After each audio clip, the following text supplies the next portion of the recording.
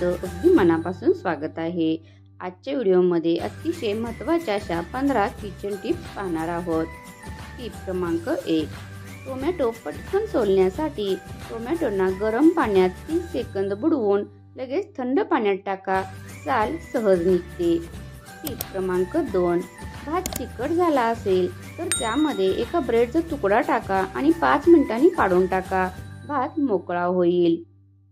Tip क्रमांक 3, लिंबू कडक असेल तर तो चिरण्यापूर्वी काही सेकंद गरम पाण्यात ठेवा किंवा हाताने थोडा गोलसर फिरवा, यामुळे अधिक रस निघेल। टिप क्रमांक 4, कांदे चिरताना डोळ्यात पाणी येऊ नये यासाठी कांदा चिरण्यापूर्वी तो फ्रीजमध्ये 10 मिनिटे ठेवा किंवा चिरताना तोंडात चिंगम ठेवा, यामुळे डोळ्यात पाणी येणार नाही। टिप क्रमांक 5, सूप किंवा भाजीत स्वाद वाढवण्यासाठी सूप किंवा ग्रेव्हीला चवदार बनवायचे असेल तर शेवटी थोडंसं लोणी घाला, यामुळे चव एकदम उठून दिसेल। टिप क्रमांक 6, टिफिनमधील पोळी मऊ राहण्यासाठी पोळ्या गरम असतानाच एका सुती कपड्यात गुंडाळून ठेवाव्यात आणि मग टिफिनमध्ये ठेवा, यामुळे पोळ्या दिवसभर मऊ राहतात।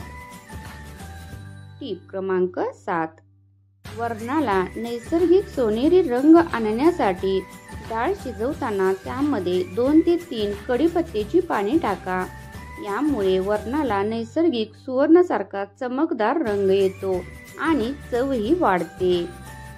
टिप क्रमांक 8, वांग्यातील कडूपणा घालवण्यासाठी वांगी चिरल्यानंतर त्यावर मीठ आणि थोडंसं दूध शिंपडा, काही मिनिटांनी धुवून वापरा, यामुळे त्यातील कडूपणा पूर्णपणे निघून जातो। टिप क्रमांक 9, पाव आणि ब्रेड ताजे ठेवण्यासाठी पाव किंवा ब्रेड पटकन शिळे होत असतील तर त्याच्या पॅकेटमध्ये एक सफरचंद ठेवा, यामुळे ब्रेड जास्त दिवस ताजा राहतो। टिप क्रमांक 10, थंड सरबत किंवा ज्यूसमध्ये साखर लवकर विरघळण्यासाठी साखर मिसळताना आधी थोड्या कोमट पाण्यात मिसळून नंतर टाका, यामुळे गुठळ्या होणार नाहीत आणि साखर लवकर विरघळेल।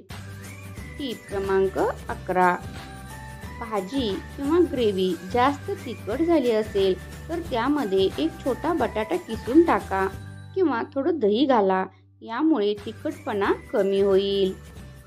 टिप क्रमांक 12, तेलाचा वापर कमी करण्यासाठी पराठे किंवा डोसे तव्यावर करताना तव्यावर बारीक मीठ चोळून घ्या, यामुळे तेल कमी लागेल आणि पदार्थ कुरकुरीत होईल। टिप क्रमांक 13, जर हवामान थंड असेल आणि डोसा किंवा इडलीचे पीठ नीट आंबट होत नसेल तर त्यामध्ये 1 चमचा साखर आणि चिमूटभर बेकिंग सोडा टाका, यामुळे पीठ मस्त फुलून येईल।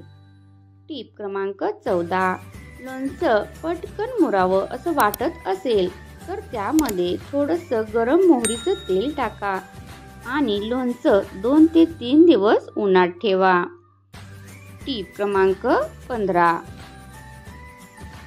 खवा किंवा मावा बनवण्यासाठी दूध पटकन घट्ट व्हावं असं वाटत असेल तर त्यामध्ये थोडंसं कॉर्नफ्लॉवर किंवा मिल्क पावडर घाला, यामुळे वेळ कमी लागतो।